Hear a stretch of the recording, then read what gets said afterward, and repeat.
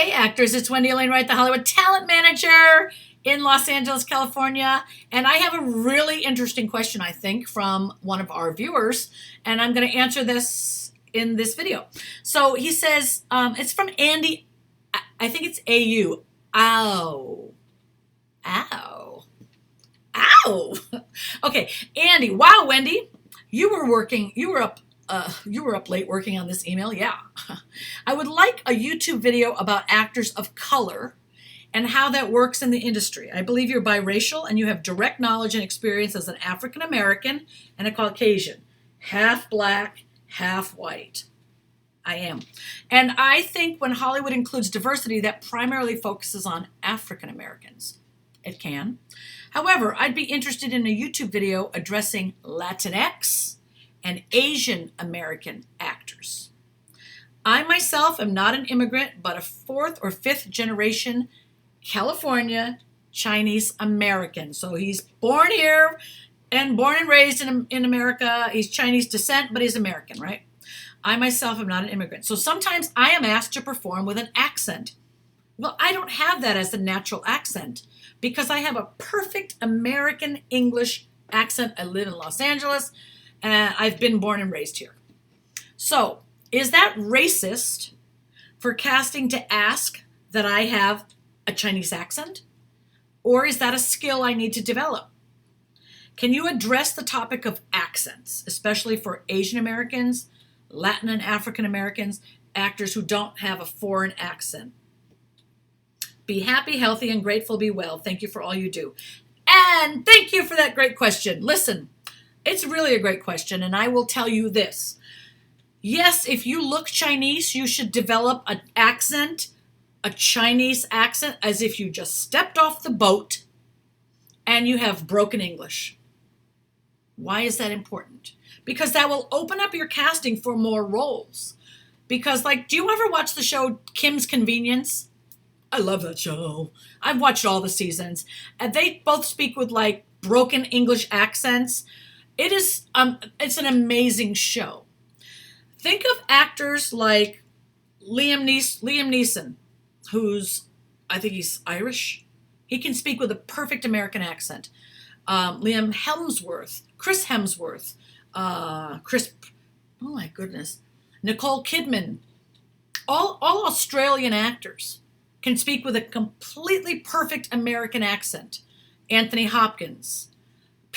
Not Pierce Brosnan, Sean Connery. These are all foreign actors who have learned to speak with an American accent. There are many Spanish-speaking actors who can speak with a flawless American accent, but they speak originally with a Spanish tongue, and they speak in their own language, or if they speak English, they can turn it on and off. They don't lose their Irish accent. They don't like Colin Farrell. He's Irish. And if he's talking just to his friends, you can hear his Irish brogue. There's so many actors from Ireland. Jonathan Rhys-Meyers. And they speak with an Irish accent when they speak English. But if they're doing an American film, they speak with an American accent because learning accents is part of your job as an actor. If you are black-skinned, you can learn a Jamaican accent, a Caribbean accent, an African accent from Kenya or South Africa. You can learn so many accents if you're black-skinned. If you're brown-skinned, you can learn all kinds of Latin accents. That's your job as an actor, to learn how to speak with different accents, because the characters you play have different accents.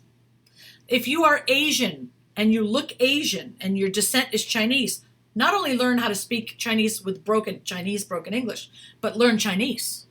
There's a lot of people in the United States that have Asian ancestry but never learned an Asian language. So one of my best friends is Japanese. His name is Takata, and he does not speak Japanese.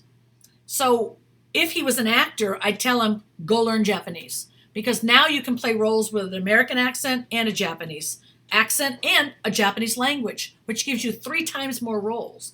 So I don't think it's racist to expand your capabilities and expand your abilities as an actor so that you can get cast in more productions.